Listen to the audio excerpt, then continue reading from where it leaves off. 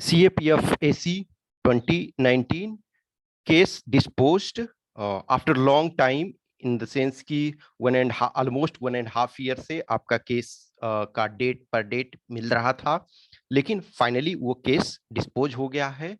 तो आपका EWS का जो रिजल्ट है, जो पेंडिंग रिजल्ट है वो, और रिजर्व लिस्ट जो है वो आपका इस मंथ में किसी भी टाइम आ सकता है।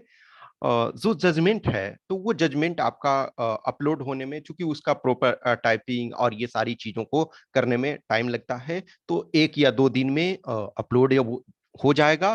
तो वो मैं फिर उसके बारे में आपको डिस्कशन करूंगा। इसमें अभी सिर्फ ये दिया हुआ है कि केस आपका डिस्पोज हो चुका है। अभी तक यदि आप देखते तो पेज में वो हमेशा पेंडिंग पेंडिंग आता था और न्यू डेट आता था, tentative new dates.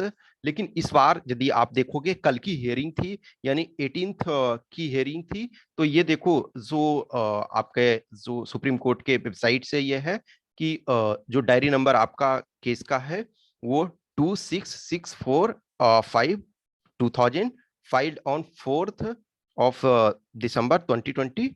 Okay, it is union public service commission versus Gaurav Singh, कुछ और कैंडिडेट हैं, ठीक है ना, टोटल 4 कैंडिडेट इसमें। तो वो केस आपका डिस्पोज हो चुका है। ये आपका 18th मई को था। Honourable Mrs justice Indira Banerjee and honourable justice CT Ravi Kumar के बेंच पे था। तो वो केस डिस्पोज हो चुका है। तो कभी भी केस जब डिस्पोज होता है तो उसमें चूंकि देखो जजमेंट बहुत बड़ा होता है। कुछ जजमेंट देखोगे कि 100 page, 200 page, 500 page, depending on, चूंकि उसमें बहुत सारे जो गवाह होते हैं, बहुत सारे जो डॉक्यूमेंट्स होते हैं, बहुत सारे केस के डिटेल होते हैं। अब उसी चीज को देखा जाए तो 1 पेज में किया जा सकता है, लेकिन जो गवर्नमेंट डॉक्यूमेंट्स आप जितने भी देखते हो तो उसमें सारी चीजें कि ये इसमें इन्वॉल्व थे, ये सारी चीजें की जाती है। तो एज सुन एज ये आपका अपलोड होता है, जैसे ही पूरी डिटेल हमारे पास आती है तो उसमें हम आपको फिर से वो चीज को डिस्कस करेंगे। अभी ये एटलीस्ट खुशी की बात है कि जो आप रेगुलर रूप से इस पर प्रश्न पूछ रहे थे, ये एटलीस्ट आपका समाधान हो गया है। अब किसी भी टाइम आपका रिजल्ट आएगा। देखो, जो भी है, जिनके पास भी है, जिनका होना रहेगा वो उनका फाइनल एटलीस्ट आ जाएगा, जिनका नहीं होना रहेगा एटलीस्ट फिर भी वो भी निश्चिंत हो जाएंगे ना। और रिजर्व लिस्ट भी आना है, सबसे पहले EWS वाला आएगा, फिर उसके बाद रिजर्व लिस्ट आएगा, फिर जो कैंडिडेट्स हैं, एस्पिरेंट्स हैं, उनके मार्क्स भी इंडिविजुअल में आएंगे।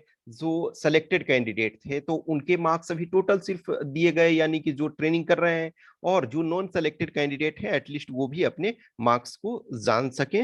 ये सारी चीजें आपका 1-2 दिन में क्लियर चीजें हो जाएगी। कुछ भी क्वेश्चंस, क्यूरी, डाउट्स होता है तो आप हमें मैसेज कर सकते हैं, इधर व्हाट्सएप नंबर 8527146498 पे, या फिर टेलीग्राम नंबर 7404909669 पे।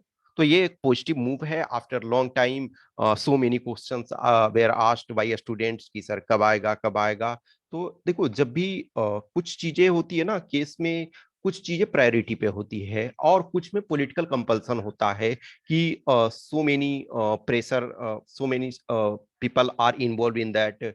अब इसमें CAPF में देखो तो इसका एक बहुत लार्ज चंक नहीं है, बहुत सारे अनअवेयरनेस भी है इस एग्जाम के प्रति, जितना होना चाहिए था शायद नहीं है। आप देखो नीट वाले में इवन दो वो फाइनल जजमेंट नहीं आया है, लेकिन उसका फैसला एटलीस्ट इंटरिम रिलीफ तुरंत दे दिया। तो इस केस में भी इंटरिम रिलीफ देना चाहिए था, उस बैच के लिए एटलीस्ट देना चाहिए था। उसके बाद जो केसेस था उसको फाइनल डिस्पोजल करना चाहिए था। But hope things will come soon in proper guidelines will come. Okay, thank you.